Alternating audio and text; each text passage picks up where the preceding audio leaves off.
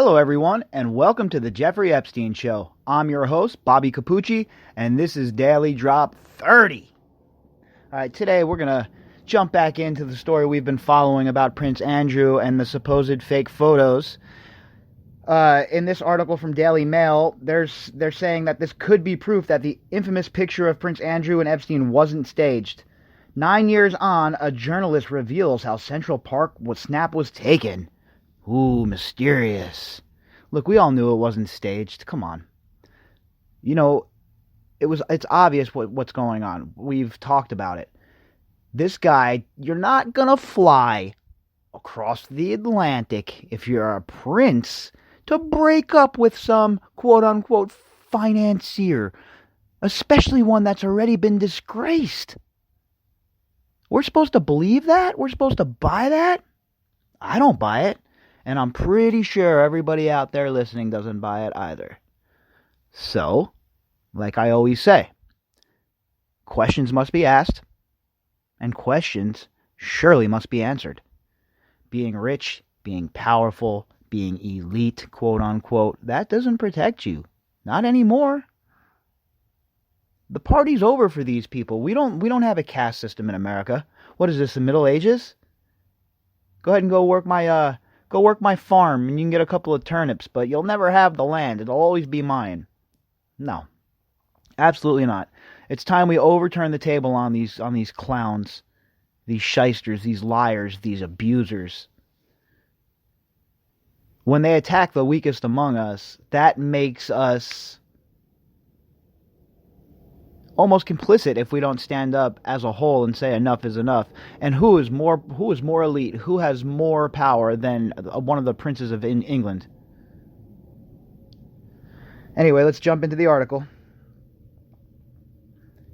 It is the picture that has haunted Prince Andrew for nearly a decade. Strolling through New York's Central Park with convicted pedophile Jeffrey Epstein. See, we got off to a good start. Convicted pedophile as opposed to disgraced financier. Convicted pedophile Jeffrey Epstein, it shows the close friendship between the men in 2010, 2 years after the U.S. The U.S. financier pleaded guilty to child sex charges in a controversial deal that saw him serve just 13 months. The host giveth and the host taketh away. Because just as I was praising them for their calling him a pedophile, 2 sentences later they're calling him a financier again. But last week, it was claimed that the infamous shot may have been orchestrated by Epstein in a bid to boost his image. Oh, what a bunch of BS. Nobody's buying it. All right, we're not buying it in Nevada.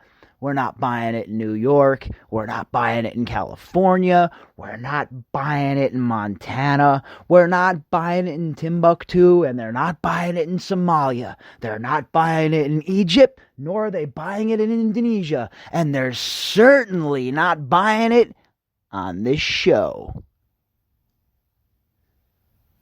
It has also previously been alleged that a separate photograph of Andrew with his arm around former sex slave Virginia Roberts may have been faked as part of an elaborate stitch-up.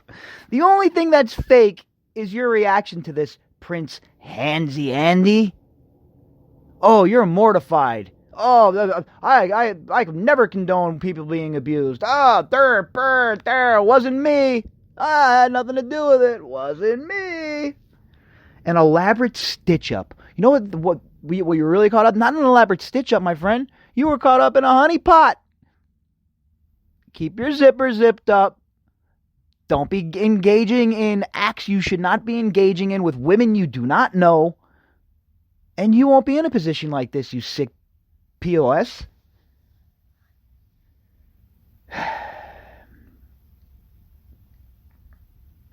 Andrew, who has always denied Miss Roberts' claim that Epstein forced her to have sex with the prince 3 times, the first when she was aged just 17, reportedly authorized his inner circle to hire a forensics team to examine the 2 photographs. The FBI says that the pictures are authentic, and so do the police. Now, you know I'm always skeptical about whatever the FBI is involved in. there's always another angle that they're playing. Same with intelligence. They're never straightforward with us. They think they know better than us. So I don't really take that on its face value, but just about everybody who you read about who has any kind of knowledge about that sort of thing has said the pictures are obviously not fakes. The Mail on Sunday last week retraced photographer Jay Donnelly's footsteps to find the exact spot in Central Park where the now infamous shot of Andrew and Epstein was taken. Donnelly followed the pair as they entered the park and initially took a few frames from ground level. But realizing he needed a clearer view, he ran back out of the park and along Fifth Avenue, jumped over a small wall to re-enter the park, then scaled some slippery rocks circled right. It was from this elevated position that he captured the two men who were unaware of his presence. All right, so Andrew's people said that it was taken from a hotel window or an apartment window overlooking Central Park. And obviously that wasn't the case. We said that that was BS from the beginning. For people that have been to Central Park, they know the score. I've been there a lot in my life. I'm from New York originally. There's no way that what the nonsense they were pushing was the case. There's just no way. At the time, Donnelly had an uninterrupted view from the ledge. However, 9 years on, trees partially blocked the spot circled top right where the men chatted. Referring to the Central Park image, a source told the Sunday Times the protection team never saw a photo being taken. The only way that it could have been taken is from a height. It is taken from an apartment looking down on the park. Only Epstein knew where they were going to walk. Oh, it's such BS. There's paparazzi everywhere. There's reporters everywhere. There's people with cameras everywhere. Everyone has one on their phone. The protection team's obviously not too good at their job. Was it the same protection team that was working with Diana? Because I'll tell you what, not a very good protection team if they didn't notice a guy taking pictures from a slippery rock. Maybe they were all hammered. Maybe everybody was hanging out at Epstein's and maybe everybody was having a little bit of the sauce. Yeah, who knows?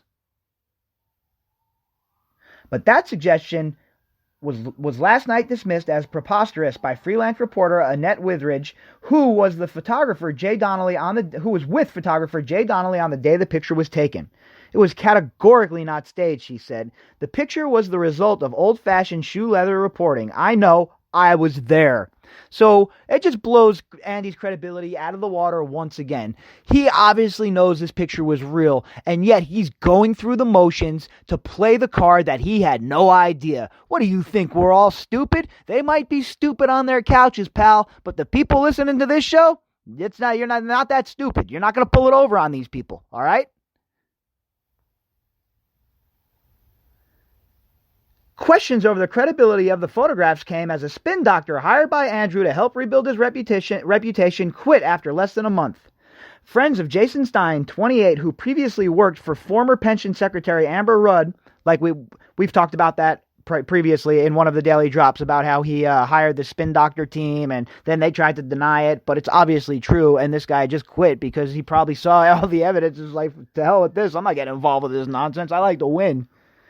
Friends of Jason Stein, who previously worked for former pension secretary Amber Rudd, insisted he had no involvement in the fake pictures claim. He is due to start a new PR job tomorrow. Nonetheless, his abrupt departure will be seen as a further blow to the prince, who has been dogged by negative stories since Epstein, who faced multiple child sex charges, killed himself in jail in August, allegedly. Miss Withridge says she and Donnelly sat outside Epstein's mansion on December 5th, 2010 after learning the prince was in New York on a private visit. She said there were men with walkie-talkies with British accents, so it didn't take a genius to figure out Andrew was there.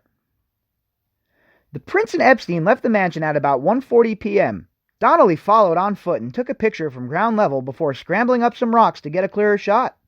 The fact no one saw the picture being taken is a testament to the photographer's skill, added Miss Withridge. It's preposterous to say there was any kind of conspiracy. Mr. Donnelly confirmed Miss Withridge's version of events. As someone who's a photographer, I tell you that from looking at these pictures, easily you could get these shots from there. Easily. In August, friends of Andrew raised questions about a picture of him with Miss Roberts allegedly taken by Epstein in 2001. They say the fingers wrapped around her waist were not chubby enough to be the prince's. However, the FBI considers the shot genuine. All right, so we all know about the FBI. I talked about that already. They have no credibility with me.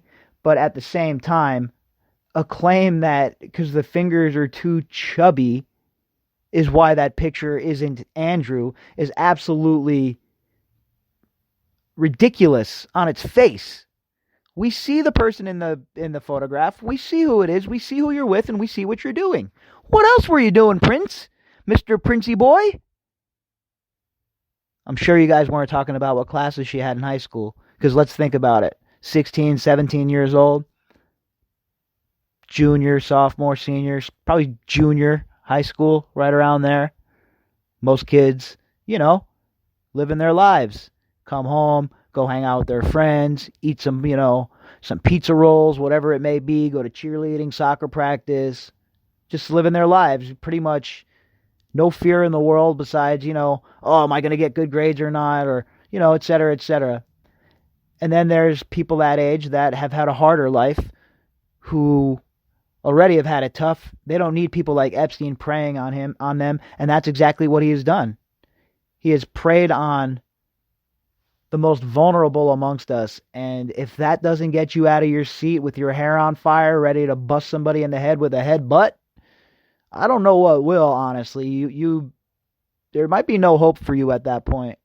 And if you're listening to this show and you're not mad about this situation, you're not my people, because only my people are mad about this, because it's that maddening. There's room for disagreement on a lot of things in life, a lot of gray area. Even in this, there's gray area as in who was involved, right? Besides Epstein. There's some gray area there, people that weren't named in affidavits. It's a lot of innuendo and a lot of, he said, she said, right?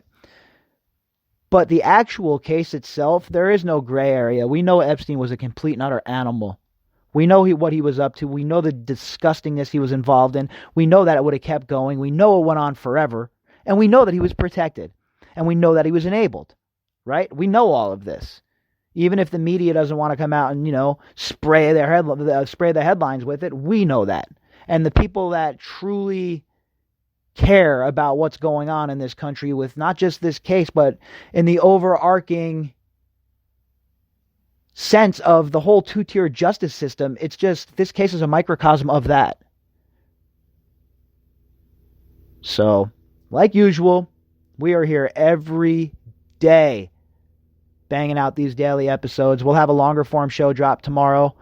And like usual, we'll keep plodding on like it's a disgustingly sloppy football field and we have the ball on the 1 yard line, right? That's where we started, on our own one. Few pushes, couple drives. We're on about the 25 now, boys and girls. And let's keep this drive going. And that's what we plan on doing every single night, advancing the drive a little bit more, and a little bit more, until eventually we're at the goal line and we punch it right the F in. Until tomorrow, enjoy your Sunday.